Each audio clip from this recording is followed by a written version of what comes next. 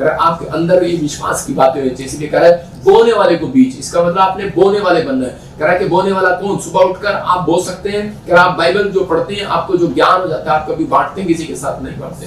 हम प्रार्थना करते हैं, लेकिन हम कभी सोचते हैं कि हम किसी व्यक्ति के लिए प्रार्थना करें। हम उसी समय अगर हम नहीं कर सकते तो हम अपने पड़ोस वालों के लिए प्रार्थना कर सकते हैं, नाम लेकर घर बैठकर प्रार्थना कर सकते हैं। आपने बोया है, जो आपने सीखा आपने बोया है। आप परमेश्वर कह रहा है बोने वाले को बीज दूंगा, कह रहा कि और कह रहा खाने वाले को रोटी। इसका मतलब परमेश्वर खाने वाले को, जो भूखे ज्यादा ही खाते हैं, पेटू है, इसका मतलब परमेश्वर उन्हें कभी रिच नहीं करता। याद रखना, उसको रिच करता है जो बोने वाला होगा। अगर आप दान देने वाले हैं, सबसे ज्यादा रिच पर्सन आप हैं। मतलब अगर आप किसी भी वचन को बोने वाले हैं, आप रिच हो जाएंगे यीशु मसीह। आपकी जिंदगियों में काम होने लगेगा। व्यवस्था विवरण 22 के 9 और 10 को देखते देखो क्या लिखा है यहाँ पर एक छोटे से उदाहरण के साथ समझा रहा था। बाकी मैं आपको बताता हूँ कि छोटा सा बच्चा स्कूल में जब जाता है तो उसकी माँ क्या करती है।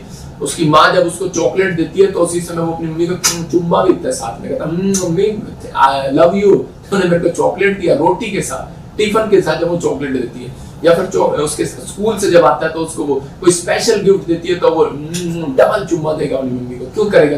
क्यों करेगा? वो इसलिए करेगा क्योंकि वो अपनी मम्मी को उसकी जो उसने दिया है उसको खुशी हो रही है, वो थैंक्स कर रहा है मम्मी का। तो हम बहुत सारे लोग, परमेश्वर हमें देता है, कभी हम थैंक यू जीसस कभी नहीं करते हैं। मैं कह रहा हूँ कि हम लोग पानी का गिलास यहाँ पर हमारी माँ हमें देती है तो हम थैंक यू उसमें भी नहीं बोलते। लेकिन आप बाहर चले जाओ फॉरेन के अंदर, अमेरिका के अंदर, तो वो वहाँ पर थैंक्स, यहाँ पर थैंक्स या फिर इंजॉय वो सीधा बोलते हैं। जब आप फ्रूट लोगे तो वो कहेंगे इंजॉय। इंजॉय मतलब थैंक के साथ साथ कहते हैं इंजॉय मतलब आनंद लो। दो चीजें बता रहा हूँ आपको। कह रहा आनंद, अगर आप आनंदित नहीं है तो परमेश्वर काम नहीं करेगा। कह रहा आपने फ्रूट लिया और आपको आनंद ही नहीं आया, मजा ही नहीं आया खाने में, उस फ्रूट का क्या फायदा? तो इसका मतलब आपने बर्फी ली, मिठाई लगाई और 8,000 में खर्चे, लेकिन आनंद नहीं आया, तो उसका क्या फायदा? तो परमेश्वर का आत्मा कह रहा कहता है कि आपको आनंद लेना है तो आज से परमेश्वर से मांगो। परमेश्वर हम पति पत्नी के बीच में आनंद आ जाए, परमेश्वर हम बाप बेटे के बीच में आनंद आ जाए, परमेश्वर इसी समय हमारी सेवकाई के अंदर आनंद आ जाए, परमेश्वर हमारे घर में आनंद आ जाए। मैं तेरे आनंद को देखना चाहता हूँ। परमेश्वर आपके घर में आनंद लेकर आएगा। यीशु मसीह कभी सीधा नहीं बोलता था जा तुझे घर मिलेगा, जा तुझे पैसा मिलेगा। यीशु मसीह बोलता था जा तुझे शांति मिलेगी। इसका मतलब जब आपको वो घर मिलता है तो आपको शांति मिलती है। तो वही बात आपको बताना चाहता हूँ कि परमेश्वर आपको आनंद देना चाहता है।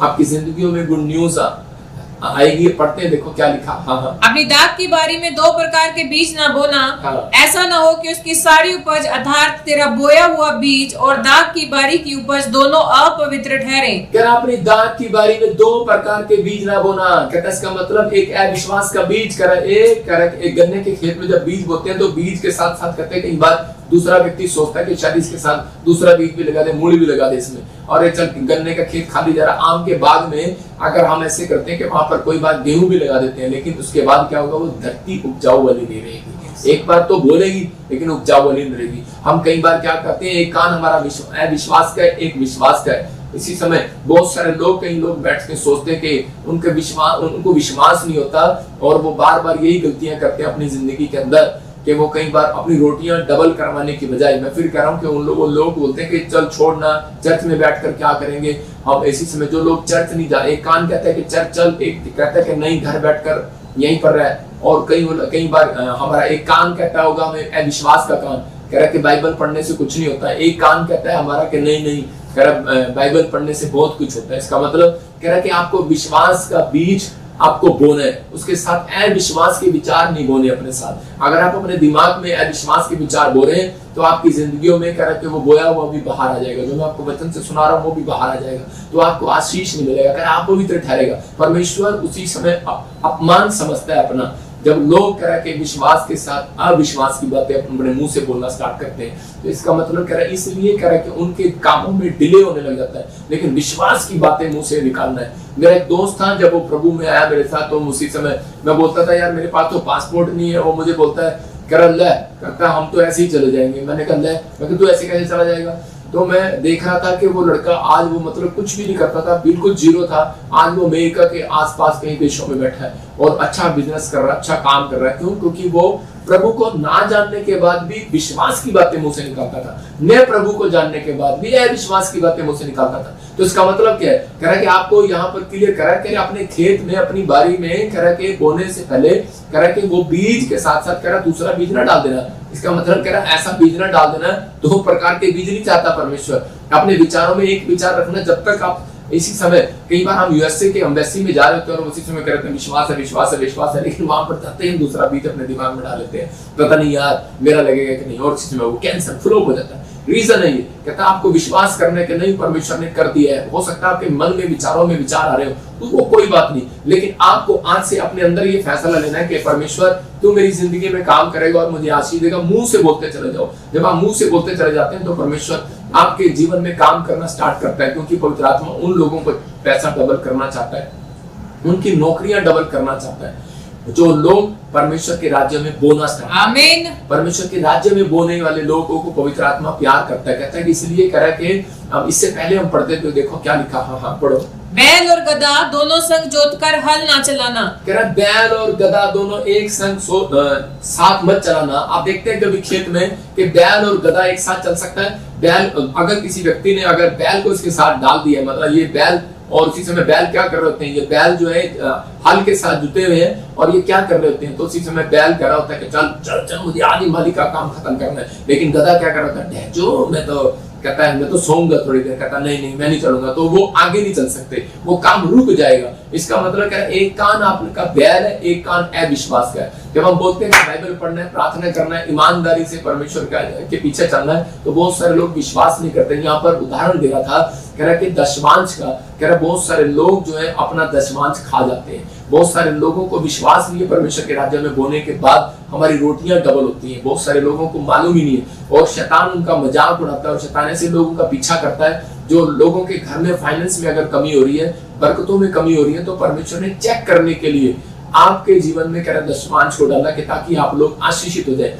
वो बहुत बार कह रहे, आप देख रहे हैं स्क्रीन पर दिखाता हूँ, कह रहा कि एक आदमी की नौकरी थी 10,000 की, और उसका लड़का दुकान पर जा रहा है और उसी समय उसको देख रहा है, पेपे पापा पेपे जीन्स लेनी है, पेपे जीन्स। कहता है पेपे जीन्स, कह रहा कि ये वाली पेपे जीन्स लेनी। छोटे से बच्चे को भी पता है पापा पेपे जीन्स लेनी है, तो कह रहा पापा को पेपे जीन्स की तुझे पड़ी है, कह रहा है पापा की जेब फटने वाली है। कहता 10,000 8 कितने की पैंट है तेरी? 5,000 की जीन्स की पैंट है, लेकिन और 5,000 की वो 10,000 की सैलरी में कैसे गुजारा करेगा। मतलब आज के बच्चों को शैतान उकसा रहा है, मतलब फिजूल खर्ची आपकी बार बार कराना स्टार्ट करेगा। क्यों? क्योंकि बाइबल के अंदर लिखा न्याय व्यवस्था 27 के 30-31 में कि जो परमेश्वर को अपना कह रहा कि पढ़ेंगे फिर से क्या लिखा, फिर भूमि की उपज का सारा दशमांश, भूमि की उपज का सारा दशमांश, चाहे भूमि का बीज हो, चाहे वृक्ष का फल, वह यहोवा ही का है, वह यहोवा ही का है, और वह यहोवा के लिए पवित्र ठहरे। वो यहोवा के लिए पवित्र ठहरे। यहाँ पर क्लियर लिखा कि भूमि की उपज का सारा दशमांश, चाहे वो भूमि का बीज हो, चाहे यहाँ पर फैक्ट्री लगाओ, चाहे स्कूल खोलो, चाहे आप खेत में मूली लगाओ, कुछ भी करो, कह रहा कि वो पहला जो उसका निकलेगा वो यहोवा का है, कह रहा वो पवित्र ठहरे। जो नहीं देता तो उसके आगे लिखा इसके 30-31 में, कह रहा उससे शैतान 5 गुना उससे ले लेता है, 5वां भाग। तो आज बहुत सारे लोग अपनी लाइफ में सोचते हैं, उसकी माँ बोलती है, कह रहे कि नहीं नहीं बेट, उस बाप मना करता है जीन्स खरीदने के लिए 5,000 की के 500 की ले ले, लेकिन माँ बोलती है अरे किसके लिए कमा रहे हो, और उसी बच्चों के लिए तो कमा रहे हो, और उसी समय दे देता है, और शैतान हंस रहा होता है, कहता है मैं अपने मकसद में कामयाब हो गया। आप समझ रहे हैं कि नहीं?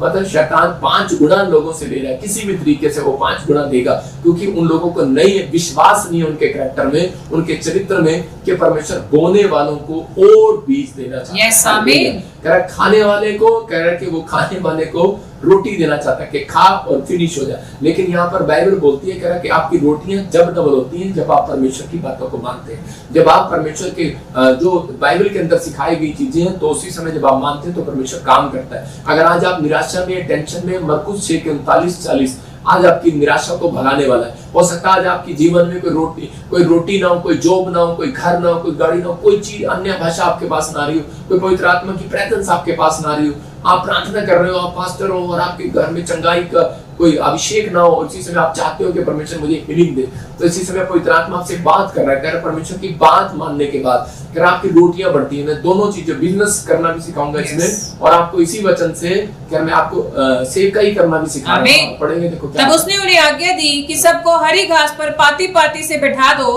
वे 100 और 50 करके पाती पाती बैठ गए। उसने उन 5 रोटियों को और 2 मछलियों को लिया, स्वर्ग की ओर देखकर धन्यवाद किया और रोटियां तोड़ तोड़ कर चेलों को देता गया कि वे लोगों को परोसे, और वे 2 मछलियां भी उन सब में बांट दी। देखो क्या लिखा, कह रहा कि उसने आदेश दिया अपने चेलों को, कह रहा कि इनको कह रहा घास पर बिठा दो। पहली बात उसने कहा घास पर बिठा दो, इसका मतलब नीचे बिठा दो। और बहुत सारे लोग जो है कह रहा कि अब अगर बिजनेसमैन चर्च में जाता है और कह रहा कि डिले करने वाली बातें क्यों होती है उसके जीवन में, डिले क्यों हो रहे हैं उसके कामों में देरी, क्योंकि वो अपने अंदर से घमंड का आत्मा छोड़ता नहीं है। तो यहाँ पर बाइबल बोलती है कि जब चर्च में आना परमेश्वर के सामने तो अपने आप को नम्र और दीन करके आना। बहुत सारे लोग परमेश्वर के यीशु मसीह के पास आए और उसने उसको कहा इनको घास पर बिठा दो। हो सकता है उनमें से कोई लाला आया हो, उनमें से कोई मंत्री आया हो, उनमें से कोई भी आया हो, यीशु मसीह ने सबको नाप दिया, बोलता है इन पे घास पर बिठा दो, और उसी समय सब घास पर बैठ गए। इसका मतलब कि यीशु मसीह देख रहा था मैं इनकी रोटियां जब डबल करूंगा जब अपने अंदर से घमंड का आत्मा छोड़कर अपने अंदर से कह रहा है कि ये मैं का आत्मा छोड़कर आएंगे, मुझे कुर्सी नहीं मिलेगी, चल मैं नहीं आऊंगा तेरे चर्च में। मैं कह रहा हूं कि आपको देखना है, कह रहा है यहाँ पर देख रहा है, कह रहा है कि आपके जीवन में काम हो रहा है या नहीं हो रहा है, मैं तो खड़े होकर भी प्रभु का प्रचार सुन लूंगा। मैं कह रहा हूं कि यहाँ पर एक डिसिप्लिन देख रहा था परमेश्वर, और चीजें में बोलता है इनको 50-50 की पंक्तियों में बिठा दो और 100-100 की पंक्तियों में बिठा दो। दूसरा काम क्या कर रहा था परमेश्वर, उन बिजनेसमैन को बढ़ाना चाहता है। कहता है जिन जो कह रहा है कि अपनी लाइफ के अंदर उस चर्च को बढ़ाना चाहता है जो अपनी पंक्तियों में बिठाते हैं। आप समझ में आ रहा है कि नहीं? कह रहा है कि चौड़ा करते हैं, कह रहा है कुछ लोग ऐसे गुजुड़ करके खाओ, आप एक जगह टेबल लगाते हैं और उसी समय खाना खाते हैं, तो उसी समय क्या होता है पता नहीं लगता किसने खाया किसने नहीं खाया।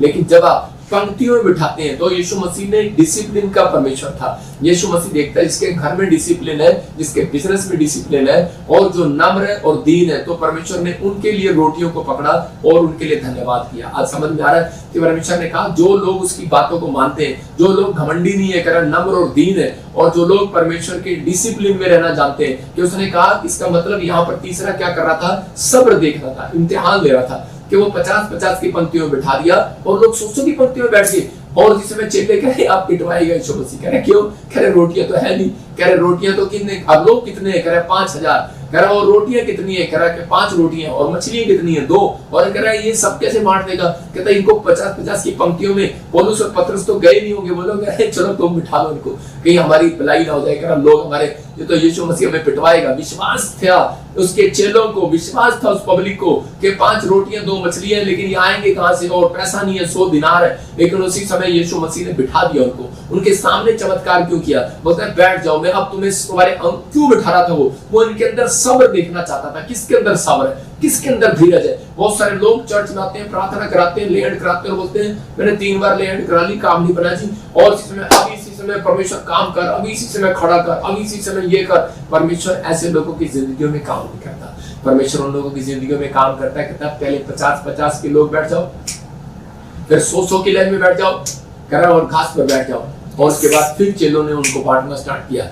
लेकिन नहीं, उससे पहले उसने टोकरी उठाई और उसने धन्यवाद किया। मैंने क्या सिखाया आपको कि परमेश्वर कह रहा है कि जो थोड़े से थोड़े में विश्वास योग्य है। यीशु मसीह ने वो 5 रोटियां 2 मछलियां ली हाथ में और उसने कहा परमेश्वर ये तो थोड़े से थोड़े में भी इतना थोड़ा दिया और इतने लोग दिए, तेरा थैंक यू परमेश्वर, मैं तेरा धन्यवाद करता हूँ रोटियों के लिए। और जिसने टोकरे में डाल दिया, उसी समय वो 5 ही रोटियां थी, याद रखना, लेकिन उसने उसको तोड़ा और उसमें रखा और वो बांटते चले गए। लेकिन एक रोटी और उसके अंदर स्वर्ग से आती चली गई और बांटते चले गए, बांटते चले गए, बांटते चले गए, बांटते चले गए, सबको बांट दिया। लेकिन एक भी टोकरी में से, वो टोकरी में फिर से भरी की भरी रह गई। हालेलुया। टोकरियां फिर भी भरी हुई थी और यीशु मसीह ने कहा कुछ भी फेंका ना जाए। इसका मतलब परमेश्वर आपकी जिंदगी में काम करेगा तब, आपकी रोटियों को कब डबल करेगा।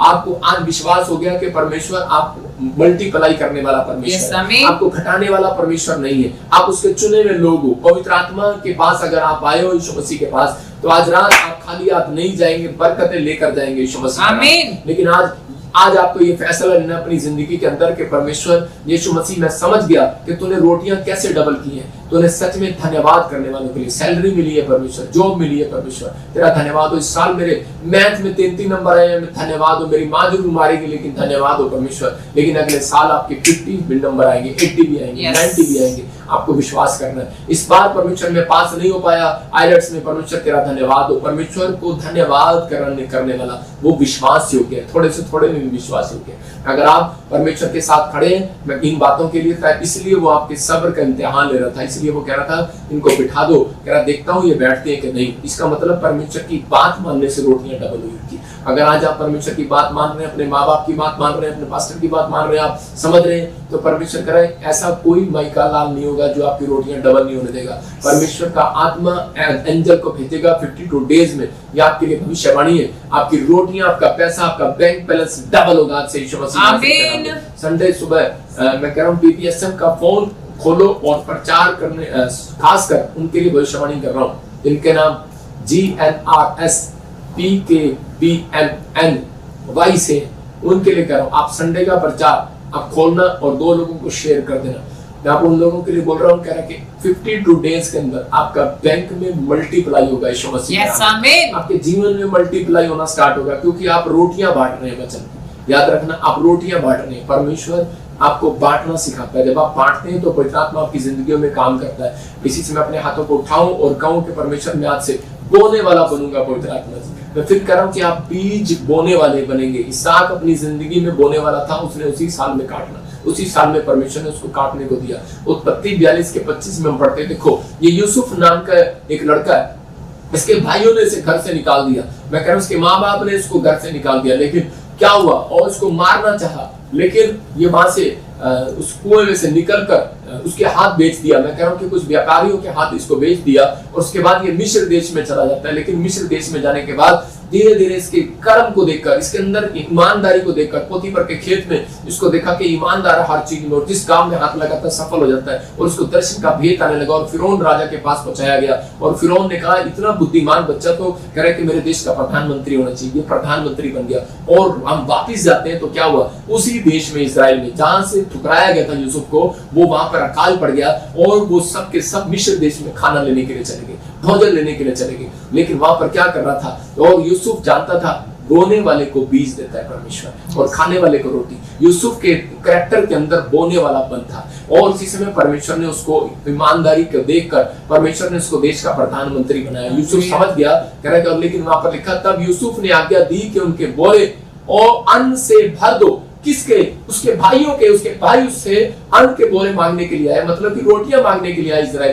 इस्राएल से चलकर मिस्र में जब वो रोटियां मांगने आए, उनको पता नहीं था कि ये हमारा वही भाई है जो हमने इसको मारने की कोशिश किया था। तो उसी समय वो व्यक्ति हो सकता था यूसुफ कर अपने भाइयों को 1 रुपया भी ना देता और वापिस भेज देता, लेकिन उसके दिल में एक तरस था, उसके दिल में एक चाहत थी, उसके दिल में एक प्रेम था, उसके कैरेक्टर में ईमानदारी थी, क्योंकि वो बीज बोने वाला था। और उसने उनको क्या दिया, कह रहा बोरे अन्न के भर के लिए, हालेलुया, बीज दिया उसने उनको। कह रहा कि तुम बोने वाले हो इजरायली, कह रहा तुम ये बीज लेकर जाओ और एक एक जन ने के बोरे में उसके रुपए को भी रख दो, फिर उनको मार के लिए भोजन वस्तु दो। इसलिए सो उनके साथ ऐसा ही किया गया। हालेलुया। मतलब परमेश्वर ने उसके हृदय में ये बातें कब डाली, करा कि जब परमेश्वर ने उसको ब्लेसिंग क्यों दिया, क्यों बनाया उसको प्रधानमंत्री। आज आपकी रोटियां डबल क्यों करे परमेश्वर, आपकी जॉब को डबल क्यों करे, क्या किया आपने परमेश्वर के लिए? क्या आप अपनी कमाई में से 10वां हिस्सा नहीं परमेश्वर को चढ़ा सकते? अगर आप चढ़ा सकते हैं, परमेश्वर आज रात कह रहा कि बोने वाले को और बीज देगा यीशु मसीह, और नौकरी देगा, और सैलरी देगा, और इनकम देगा। कह रहा कि क्या आप अपना टाइम नहीं बो सकते परमेश्वर के लिए? अगर आप अपना सुबह उठकर टाइम बो सकते हैं 1 घंटा, मैं कह रहा हूं परमेश्वर आपको और समय देगा, आपको आनंद करने के लिए, अपने बच्चों में, अपने परिवार में आनंद देगा। नहीं तो लोगों के पास टाइम ही नहीं है, भाग रहे हैं, दौड़ रहे हैं, इधर उधर जा रहे हैं, कह यार टाइम नहीं है यार, आजकल बड़ा काम आ रहा है। लेकिन उनको नहीं पता बोने वाले को परमेश्वर टाइम भी देगा, बोने वाले को बीज भी देगा, बोने वाले को नौकरी भी देगा। अगर आप अपना समय परमेश्वर को देना जानते हो, अगर आप अपनी कमाई को परमेश्वर को देना जानते हो, तो पवित्र आत्मा आपसे बात कर रहा है, कह रहा है वो विश्वास करना है। देखो यहाँ पर लिखा मत्ती की किताब में 25:3 में कि कुछ लोग नई बातों को समझते। यहाँ पर लिखा 5 मूर्ख थी स्त्रियां और 5 समझदार थी। अगर आज आप चर्च जा रहे हैं और खाली हाथ जा रहे हैं, अपनी भेंट अपने विश्वास नहीं लेकर जा रहे संडे के चर्च में, मैं फिर कह रहा हूं कि उन लोगों को कह रहा है वो मूर्ख है, वो लोग जो अपनी रोटियां डबल नहीं कराना जानते। यहाँ पर बाइबल बताती है, कह रहा कि अगर आप अपना समय परमेश्वर को दे रहे हैं, आप हफ्ते में 1 दिन परमेश्वर को दे रहे हैं, तो पवित्र आत्मा कह रहा है अगर थोड़े से थोड़े में भी ईमानदार है तो मैं इनको बहुत बढ़ाऊंगा आज से यीशु मसीह का। आमीन। आज आपकी जिंदगियों में वो काम करना चाहता है परमेश्वर, क्योंकि बहुत सारी बातों में नहीं पता। पवित्र आत्मा ने मुझे बताया कि पैसा निगलने वाली आत्मा होती है कुछ लोगों के जीवन में, पैसा निकलने वाली, मतलब उनके कामों को डिले करने वाली आत्मा, और वो आज वो शराब आपके ऊपर से टूट जाए यीशु मसीह। आमीन। आपके कई बार हमारी कमिटमेंट पर गोल करता है शैतान कि हम कमिटमेंट कर रहे हैं परमेश्वर को, परमेश्वर मैं अगर तू मेरा ये काम कर देगा तो मैं तुझे ये चढ़ाऊंगा, आप मत बोले। अगर परमेश्वर ये काम कर देगा मैं बपतिस्म ले लूंगा, आप मत बोलने ऐसा। आप परमेश्वर अगर कर सकते हैं तो आप उसको कमिटमेंट को पूरा करें। बहुत बार आपकी आशीषों को निगलने की कोशिश करता है। हम कई बार कमिटमेंट पर खड़े नहीं उतरते, प्रे करने के लिए, बाइबल पढ़ने के लिए, कमाई इसका 10वां हिस्सा देने के लिए। जब हम कमिटमेंट पर खड़े नहीं उतरते तो हमारे कामों में डिले होने लगता है। पवित्र आत्मा चाहता है कि आज अपनी जिंदगी के अंदर आप कमिटमेंट करना स्टार्ट करें और खरी कमिटमेंट। इसलिए यीशु मसीह ने कहा तुम्हारी बात हाँ की हाँ और ना की ना हो। अगर आज आप विश्वास कर रहे हैं कि पवित्र आत्मा मेरी जिंदगी में काम करेगा, तो मैं उन लोगों के लिए बोल रहा हूँ कि आज परमेश्वर आपके जीवन में वो आशीषें, वो सुख, वो ब्लेसिंग आपके जीवन में देना चाहता है जो आप चाहते हैं। सबको जय मसीह की। मैं जतिन बब्बर और आप देख रहे हैं मसीह परिवार चैनल। जैसे कि आप सब जानते हैं कि मैं इस चैनल पे प्रभु के अलग अलग दासों की वीडियोस डालता हूं, तो अगर आपको हमारा चैनल अच्छा लगता है तो आप इस चैनल को ज़्यादा से ज़्यादा सब्सक्राइब जरूर करें, ताकि आप प्रभु के वचन को सुन सके। वीडियोस को ज़्यादा से ज़्यादा शेयर करें ताकि जिन लोगों तक वचन नहीं पहुंचा उन तक भी वचन पहुंच सके। सबको जय मसीह की। एक बार मैं आपसे दोबारा कहूँगा कि इस चैनल को सब्सक्राइब जरूर करें और वीडियोस को ज़्यादा से ज़्यादा शेयर करें। जय मसीह की।